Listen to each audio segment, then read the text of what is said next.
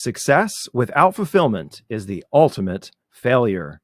Today, Chris Earley shares how he's learned to balance ambition with finding true purpose in his career and life. Welcome to the Lawyer Millionaire Podcast, where we help ambitious law firm owners expand their businesses, maximize their profits, and grow their wealth.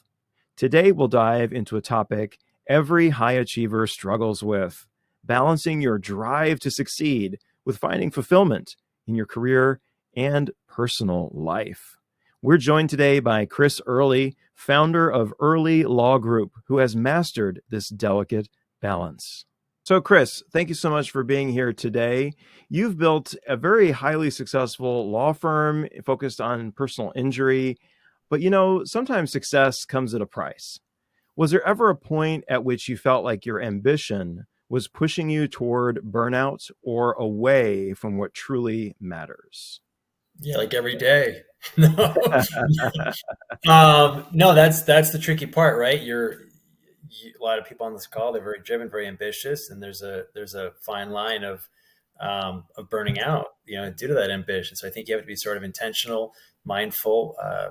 I write a lot about self-care. I'm very passionate about self-care. So I think you can have it, your cake and eat it too. You can be super ambitious, driven, motivated, but yet also have grace, for yourself and kindness to yourself that helps you become, I think most importantly, better at home, and as a added benefit, better in the office around the people who are helping you, supporting you to further your goals and, in line with your determination, your drive, your ambition. So that's what I try to lean into, Darren, is just, hard charging, driven, but self-care and take care of myself. Because without that, what's the point of this? Yeah. What did that come from for you? Was there an experience you went through, or how did you get kind of focused on this?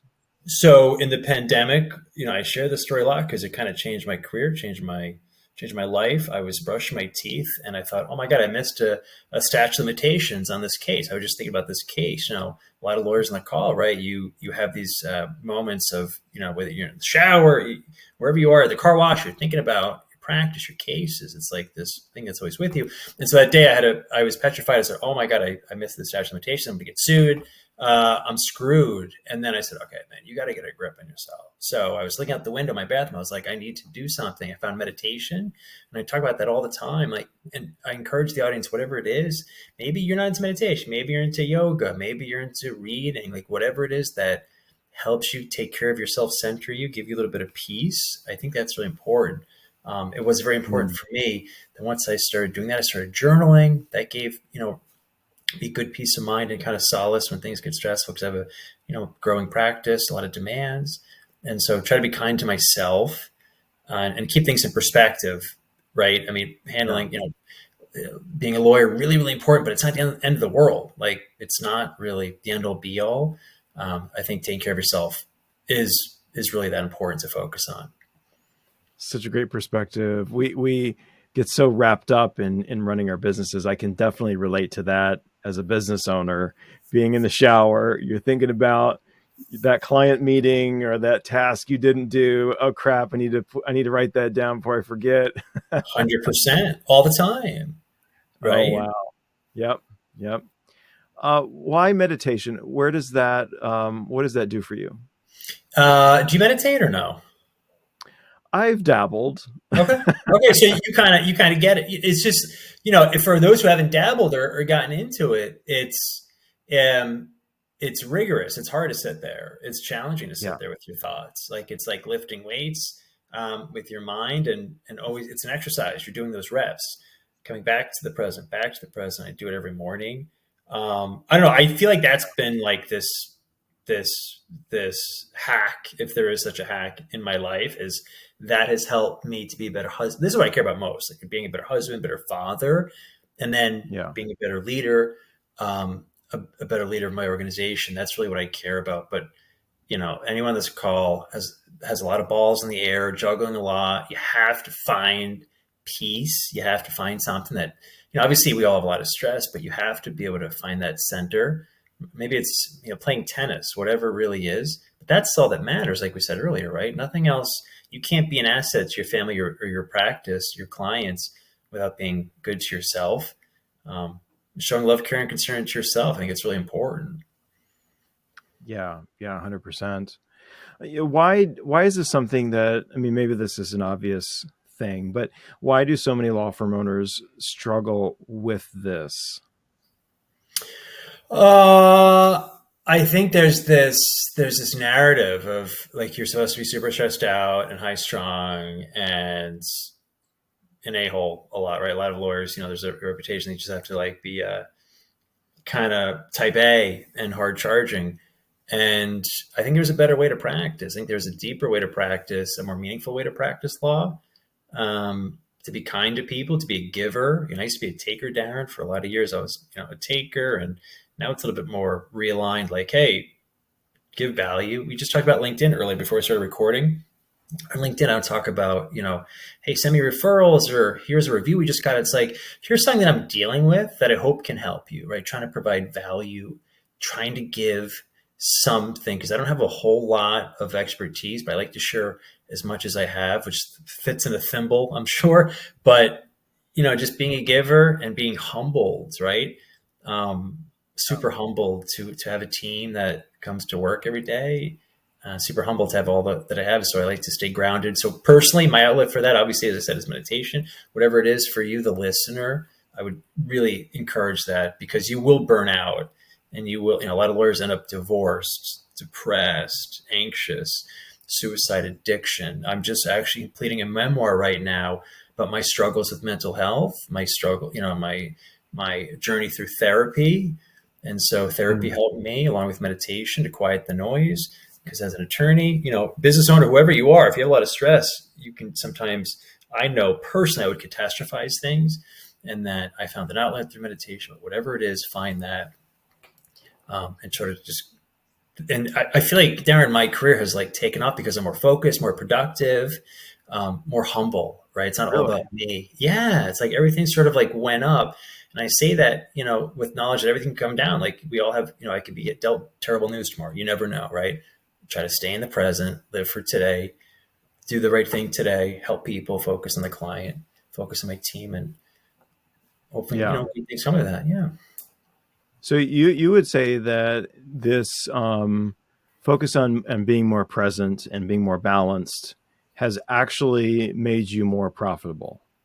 Oh, well, right. Yeah. Well, I should caveat, right now I'm scaling my firm. So I'm in a very low profit stage, because I'm in that stage where reinvesting. So I can't, to be brutally honest, right? So I will not, I will have put on no airs here. No. So yeah, we're sort of taking less work, but like, to me, like a more profitable life, I guess. I'm finding those dividends, I guess. I like that. You like it better. Yeah. Just like that to me is more meaningful, because honestly, Darren, like the money comes, like you focus on taking care of yourself. So you're at a high level, performing every day and just getting stuff done and giving and helping and caring. Business will come to you. And then money, there's a consequence of that, no question. I love this. Chris, in our work as financial planners who focus on law firm owners, what we try to do in our initial stages of engaging with clients is really tap into what are their authentic goals, like what truly are their life aspirations. And I tell you, it's so hard for some of our clients to just get down into, like, I'll ask them, what are your goals? Like, what are some things that are really important to you over the next 5 years? Well, I want to bring on a couple more attorneys. I want to, expand into this service area. And it's all business focused. And I'm like, we've got to step out of the business into the life, into what's real. Because at the end of the day, you're so right. Money comes and goes. Yes. And our family, the moments we have, that's all we really have. 1,000%. That's all we have. And that's all we're ever going to have. So let's be present and mindful on that. Right. But that's really interesting that you just, I love to hear about, obviously you're really, aligned and working with attorneys, but interesting to hear a different take, right? Because they'll have the same pain points, they'll have the same desires, fears.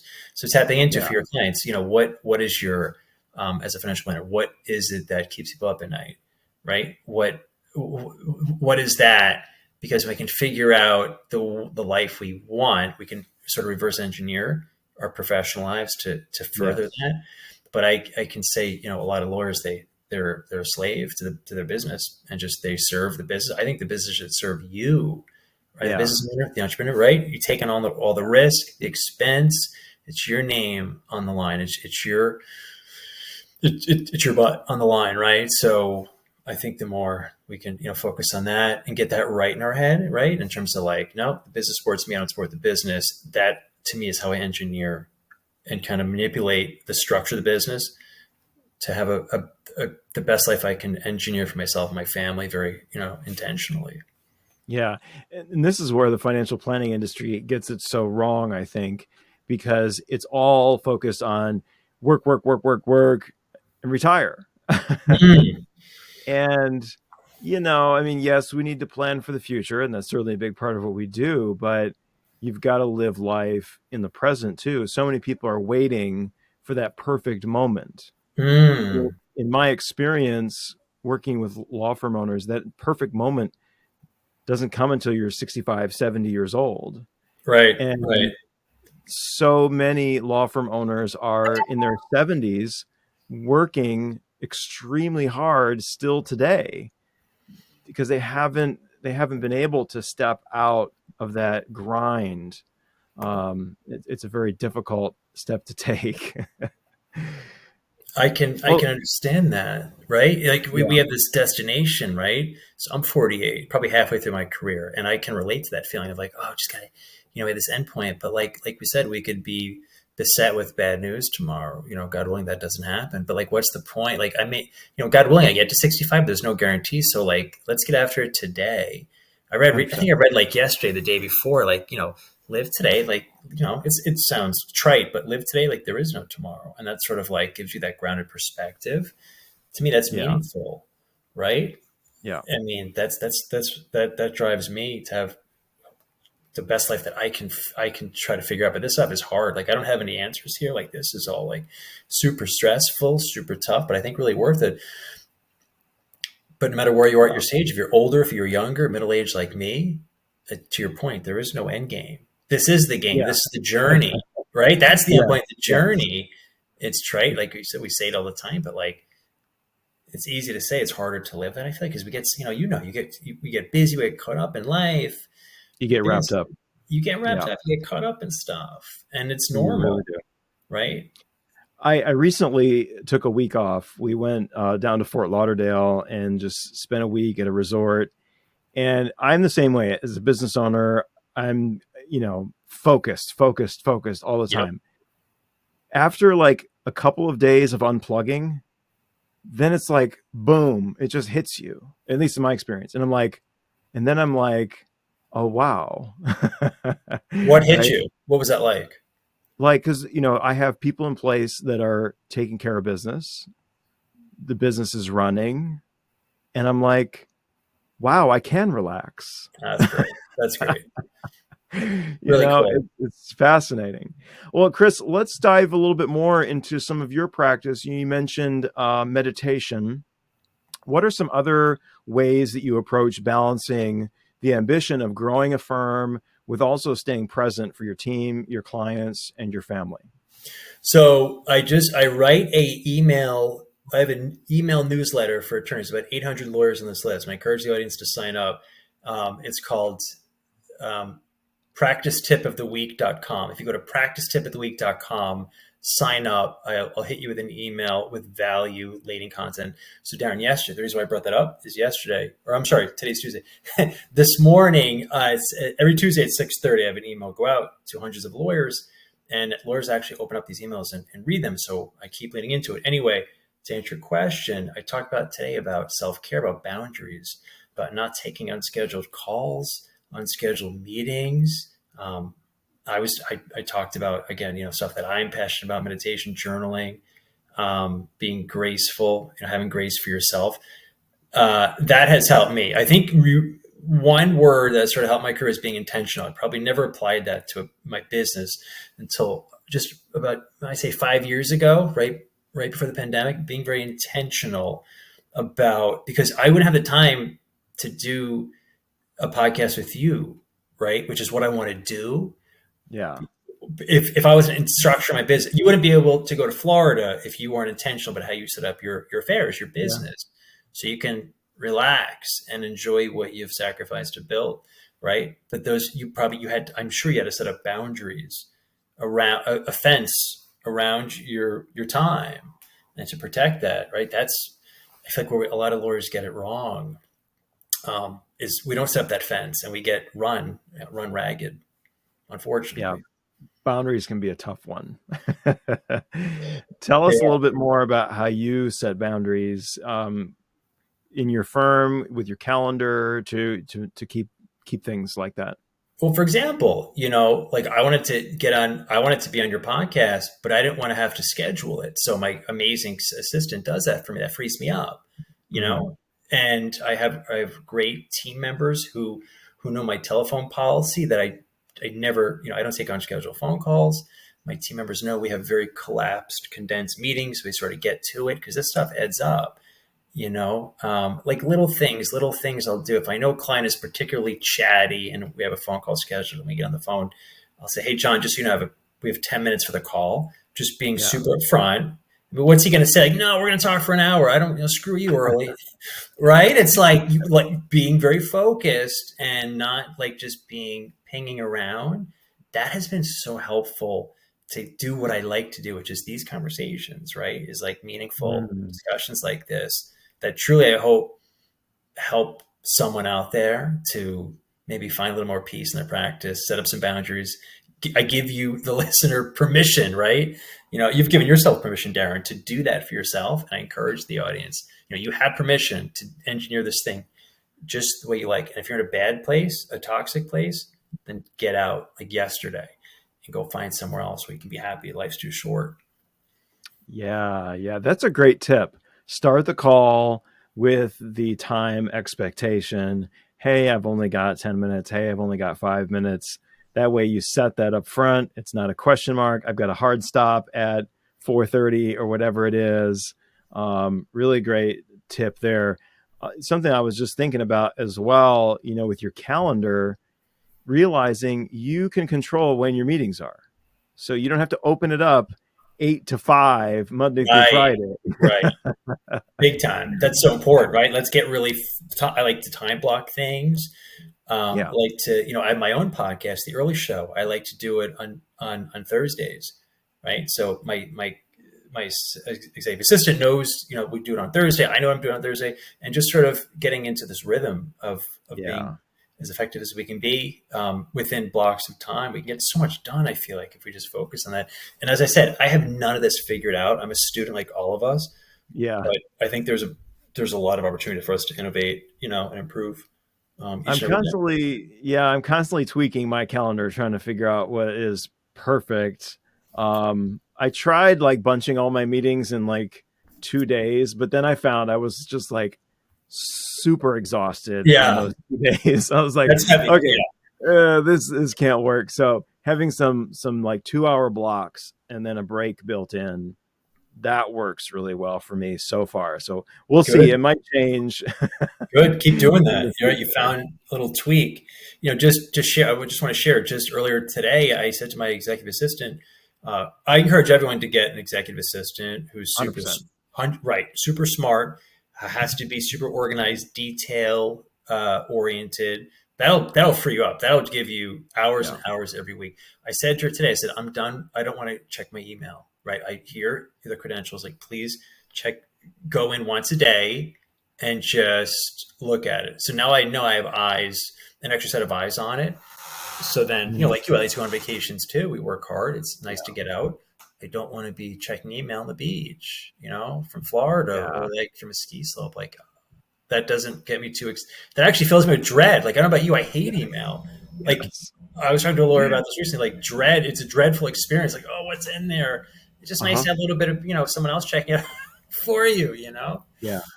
Oh, 100%. I've had my assistant going through my inbox for me for a year now. Okay. And Nice. How has that been? oh, it's amazing. I check my emails once a day. Okay. After she has cleared out the inbox and put things in folders, I only look at one folder. She puts all the things that only I need to see, or that I must see, rather, in one folder, and then everything else she takes care of or routes to where it needs to go. Because what I found is I would spend a whole day in my inbox 100%. and not get Doing anything nothing. really done. Not getting anything. Yeah. No, nothing. Not wasting time. I And totally relate. I've got to not check my emails, because if I go in there and I see an email from a client, instantly my brain is like, oh no, what's wrong with it? Even it might be like, hey, it might be things are awesome, but I catastrophize everything. And I'm like, Totally. Same. Same. I get it. and That I'm like, oh, sucks. there's so much to do. But then when you actually look at it, it's like, oh, it really wasn't that much. He's like, I've got a referral. I'm referring my friend to you or something. It's like, oh, wait. Yeah. It's like, and I relate to, so I hope I just was taking notes when you were talking about having your assistant get in and folder, put things in. I think that's brilliant. I encourage you. Yeah. I'm going to steal that. I think that's really good. Now, if you don't mind me asking you, because I think this is helpful for everyone, myself included, did it take you time to train and get on the same page with the assistant? Yeah, I mean, I probably a month or so. I mean, we got Okay, on the same page pretty quickly. good. Um, my folder system, I have one that's called the Darren folder. That's stuff I need to see.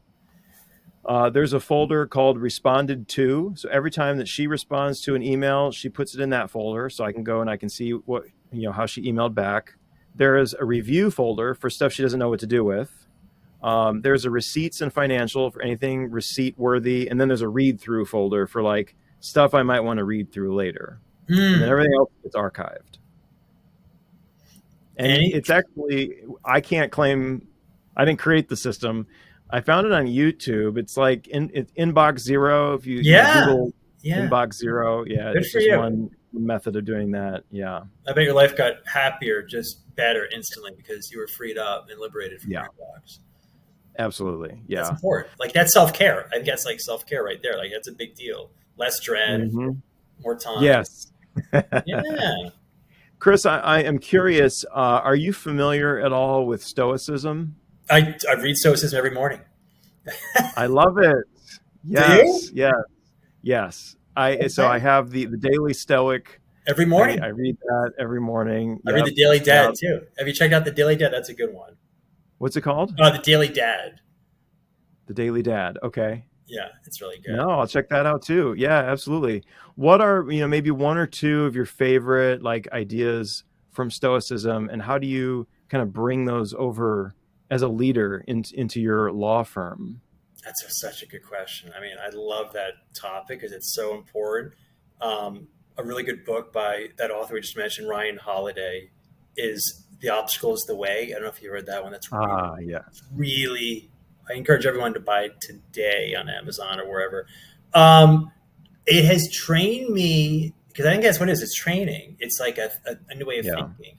Trained me to realize like I'm very insignificant. Like in 100 years, in I have kids, maybe 75 years, no one's gonna remember me, and that's legit. Like no one's gonna be talking about early in 7,500 years, even in Yeah. 5 minutes. Like so, it's like it's like it just humbles you and brings you down to earth and everything is transient. You read it so you get it too. It's like everything is so ephemeral and fleeting and Yeah. floating and that's the tie into meditation. It's like you're crazy. I can speak from experience at least. Crazy thoughts come into my head, they go out of my head. It's just like this chorus, this disjointed clash of sometimes very not productive thoughts. I just gotta like redirect on that. So that's been helpful for me. How about you? How has Stoicism been helpful for you? Yeah. Just trying to approach everything from a neutral standpoint, from a neutral ground, right? Nice. Things are not good, things are not bad, they just are, Yes. right? Especially with Totally. change, client fires you, it's not bad, it's not good, it just is. This is this Yes. is this is what it is. Yes. So And that can be helpful. so centering. Yeah. That's massive. I encourage everyone, and some people may think, oh, this is very hooey, like very, no, this is legit, it's like these guys 2000 years ago knew what they were talking about. And that's why we're reading it today, because it's timeless. Right. Yeah.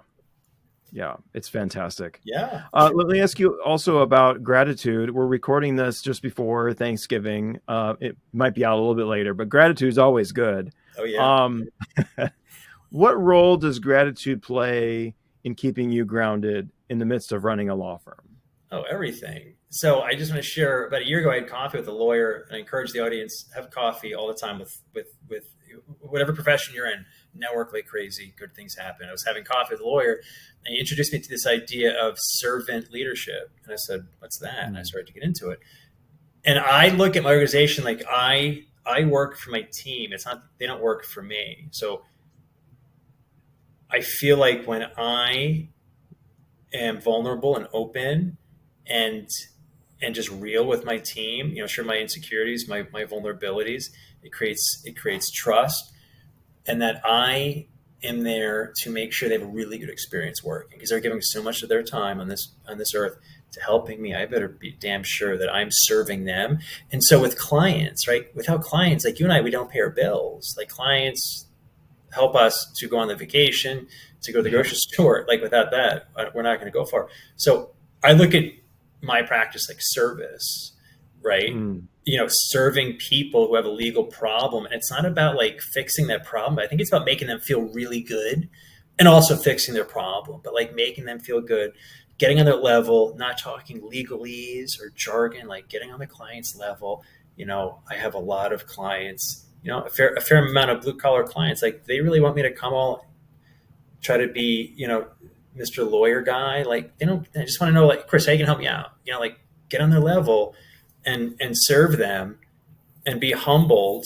And people love that. They're like, oh, this guy, helped me out. And not everyone loves Early, I'll tell you that, but I will do my darndest to make you happy that you felt really good about the experience. And, a lot of lawyers, we can be arrogant, a little bit, high and mighty, like cut that stuff out. Like there's no place for that. We're all serving other people. And with that goes, Darren, earlier we talked about giving. A really good book I want to recommend. I think it was John Morgan who recommended it, was Give and Take, a really good book. There's givers, there's takers, and there's matchers, right? I think it's important. Try to give as much as you possibly can and orient yourself towards that. I believe that a lot of good things come your way when you're generous with people. It's not all about you. It's about other people. Definitely. Great advice, Chris. You mentioned that you're scaling your practice.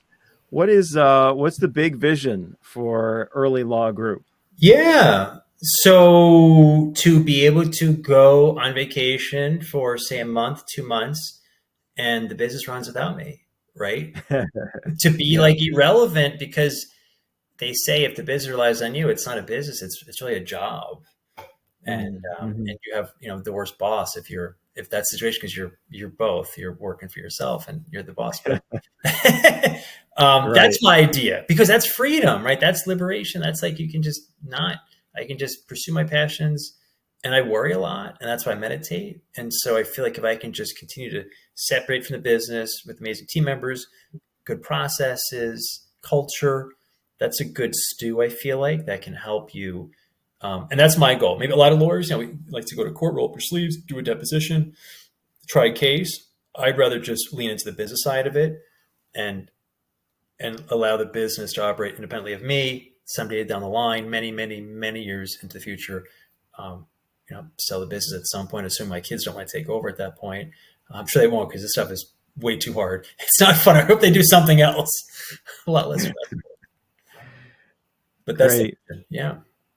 Well, Chris, it's been so great having you on the show today. Thank you so much. You mentioned your website for your email. Can you mention that again? And where should our listeners go if they want to learn more? I appreciate it. So I'd love you to be part of my email list. 800 lawyer, I think just shy of 800 lawyers on the list. It's called, you want to go to practicetipoftheweek.com, practicetipoftheweek.com. I will, like I said, work hard to give you value. I put my podcast, The Early Show, where we interview some of the most successful attorney entrepreneurs in the country. We put the show on that email, give you a practice tip, some other content. I encourage you to call my cell phone. I'm an open book. I'm based in Massachusetts, but we all struggle with the same things. You ever want to chew the fat and talk something out? I'm sure we could learn and help each other along the way. So call my cell. My cell is area code 617-956-2501, 617-956-2501. I'm all over the internet, all over LinkedIn. Please, that's where you and I connected, Darren, I think was LinkedIn, right? Yep. All right, please connect with me. I'm all over LinkedIn. I encourage the audience, get on LinkedIn. Don't be left behind, because this LinkedIn is really taking off and create tremendous opportunities. I don't know if you and I would have connected necessarily. I don't know. But now we're Right. friends through LinkedIn. I think that's pretty cool. Yeah. Absolutely. All right. Well, thanks, Chris. Thank you so much, Darren. I appreciate you. Today, we were reminded that ambition without fulfillment is like running a race with no finish line. Finding that balance requires intentionality, gratitude, and clarity about what success really means for you. This concept of balance is a big part of what we focus on with our clients. Whether it's your law firm's finances or your personal finances, the goal isn't just to grow wealth. The goal is to align your financial success with your life's dreams, goals, and aspirations. If this resonates with you, let's connect. Connect with me on LinkedIn. Search for me there, Darren Wurz, or search for The Lawyer Millionaire, and follow us on LinkedIn for more great insights. And if you enjoyed today's guest, you want to connect with more law firm owners, join our book club. We'll put the link in the show notes, and would love to have you join in on our discussions. This has been the Lawyer Millionaire Podcast. I'm your host, Darren Wurz, here to help you expand your business, maximize your profits, and grow your wealth. Thank you so much for listening. Come back and join me next time.